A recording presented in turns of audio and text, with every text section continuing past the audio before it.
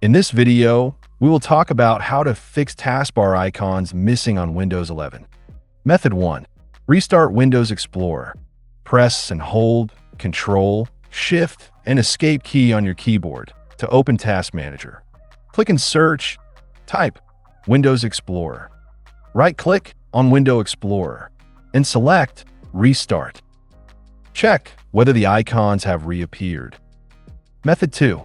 Clear and rebuild icon cache. Right-click on Start icon. Select Run.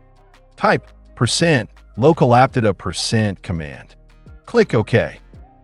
Search and open Microsoft, then Windows, then Explorer folder. Here, we have to delete files starting with icon cache. For that, click in here, type CMD, and press Enter. This will access the folder location. Now type Delete Icon Cache command and press Enter. Here you can see icon cache files are deleted.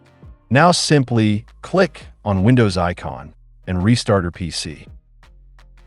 So that's how you can fix taskbar icons missing on Windows 11.